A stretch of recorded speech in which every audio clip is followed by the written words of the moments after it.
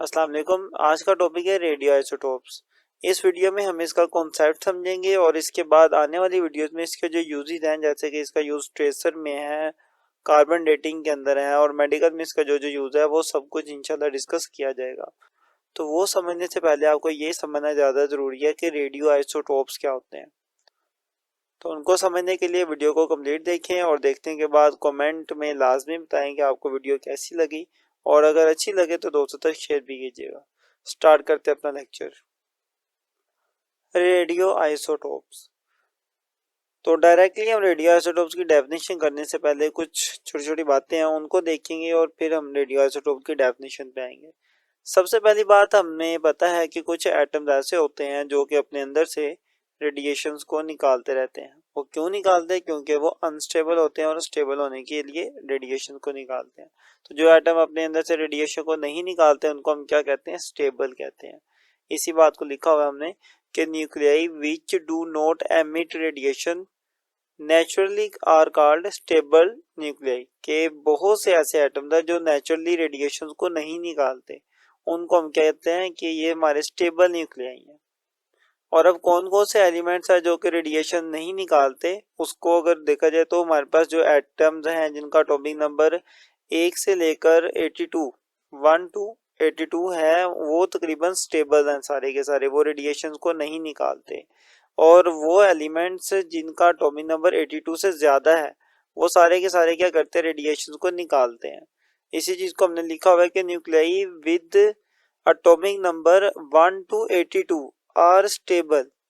कि ऐसे न्यूक्लियाई जिनका एटॉमिक नंबर 1 से लेकर 82 तक है वो स्टेबल है, लेकिन जिनका एटॉमिक नंबर 82 से ज़्यादा है वो ज़्यादातर क्या होते हैं? वो नेचुरली रेडिएशन को निकालते हैं। तो इसलिए हम उन्हें क्या कहते हैं कि वो नेचुरली अनस्टेबल न्यूक्लियाई हैं।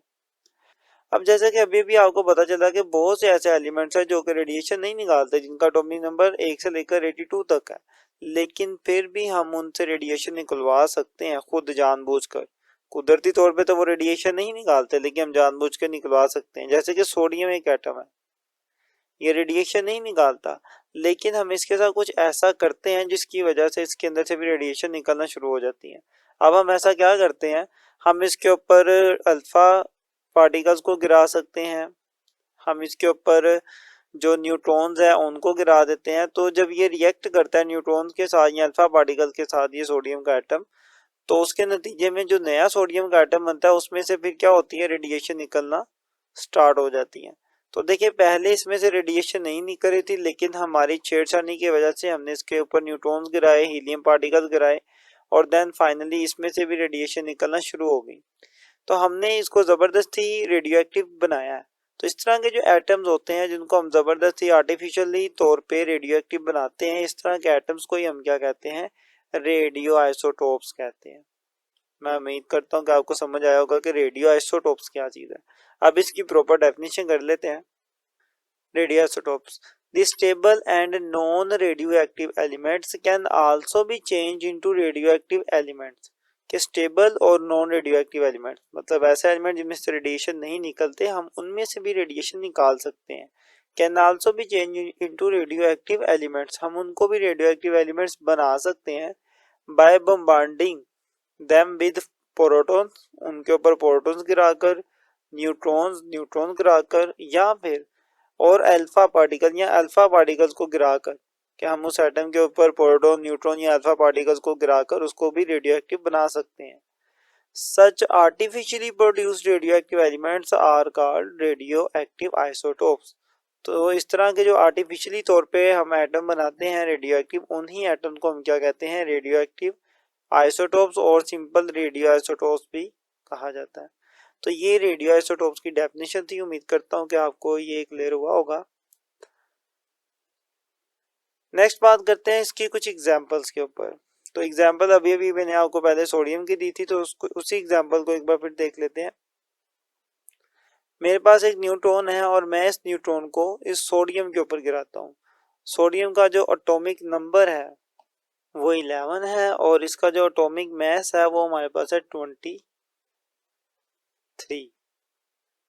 और ये रहा हमारा न्यूट्रॉन जिसके ऊपर कोई चार्ज नहीं होता। तो जब ये न्यूट्रॉन इस सोडियम के साथ रिएक्ट करता है तो हमारे पास एक नया सोडियम का एटम बनता है। और उस सोडियम का जो एटॉमिक मास है वो पहले से इंक्रीज हो जाता है, क्योंकि ये न्यूट्रॉन उसके अंदर चला गया ना। तो पहले एटॉमिक मास 23 था, अब हो जाएगा 24। तो एटॉमिक मास 24 हो जाएगा, एटॉमिक नंबर 11 ही रहेगा, क्योंकि एटॉमिक नंबर जो होता है वो प्रोटॉन पे डिपेंड करता है, और इसके अंदर हमने किसको भेजा, न्यूट्रॉन को भेजा, तो इसलिए सिर्फ एटॉमिक मास इंक्रीज होगा। लेकिन अब ये जो नया सोडियम का एटम बना, ये अब बन गया रेडियो एक्टिव। पहले ये स्टेबल था, पहले इसमें से रेडिएशन नहीं निकल रही थी, लेकिन अब ये जो नया सोडियम का एटम बना है, इसमें से क्या निकलेंगी, रेडिएशन निकलना स्टार्ट हो जाएंगी। और कौन सी रेडिएशन निकल रही है इसके साथ, हमें गामा रेज निकल रही है। क्लियर।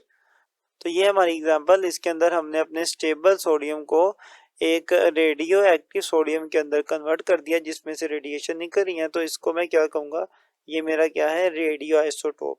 ठीक है, ये रेडियो आइसोटोप हो गया। इसकी एक एग्जांपल है, इसकी एक और एग्जांपल करते हैं हम। इसके अंदर हम हीलियम पार्टिकल को एल्यूमिनियम के ऊपर गिराते हैं। एल्यूमिनियम हमारे पास एक एटम है जिसका एटॉमिक मास 27 है, और इसका जो एटॉमिक नंबर है वो 13 है। ये हमारे पास अल्फा पार्टिकल है, जिसे हम हीलियम के न्यूक्लियाई भी कहते हैं। इनका जो एटॉमिक मास होता है वो 4 होता है, और एटॉमिक नंबर 2 होता है। अब जब ये एल्यूमिनियम के ऊपर गिरते हैं, तो एल्यूमिनियम जो होता है वो एक नए एटम में कन्वर्ट हो जाता है। वो नया एटम कौन सा बनता है, फास्फोरस। अब ये जो नया एटम बना फास्फोरस, इसका एटॉमिक मास जो है वो बन जाएगा 30, और एटॉमिक नंबर जो है वो बन जाएगा 15, और साथ इसमें से एक निकलेगा न्यूट्रॉन।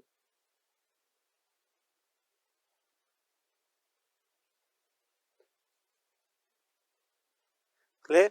इस तरीके से ये जो मेरे पास नई फास्फोरस बनेगी, पहले ये एल्यूमिनियम था, अब मेरे पास नया एटम बन गया फास्फोरस। अब ये जो फास्फोरस है ये रेडियो एक्टिव होगी, इसमें से रेडिएशन निकल रही होंगी। अब यहाँ पर ये बात सोचने वाली है कि हम ऐसा क्यों करते हैं कि एक स्टेबल एटम को जबरदस्ती अनस्टेबल करते हैं, जबरदस्ती उसमें से रेडिएशन को निकलवाते हैं। हम ऐसा इसलिए करते हैं क्योंकि इनके बहुत ज़्यादा यूजेस हैं। हम इनको मेडिकल में यूज़ कर सकते हैं, हम इनको एग्रीकल्चर में, इंडस्ट्री में, बहुत ज़्यादा ट्रीटमेंट्स में इसको यूज़ किया जाता है, एज अ मेडिसिन भी इनको यूज़ किया जाता है। तो अब इनके यूजेस कहाँ कहाँ पर है, वो इंशाल्लाह नेक्स्ट वीडियो में हमने इनके यूजेस पढ़ने हैं, जिनमें से पहला यूज़ है हमारे पास ट्रेसर और मेडिकल के यूज़।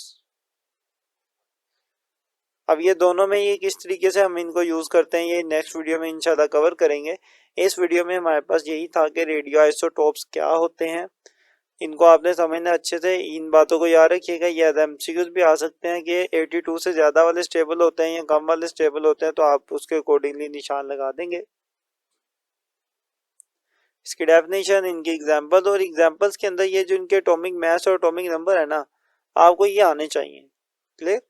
तो मैं उम्मीद करता हूँ वीडियो अच्छी लगी होगी। अगर आपको अच्छी लगे तो कमेंट में लाजमी बताइएगा, और दोस्तों तक शेयर भी कीजिएगा। मिलते हैं इंशाल्लाह नेक्स्ट वीडियो में, तब तक के लिए अल्लाह हाफिज़।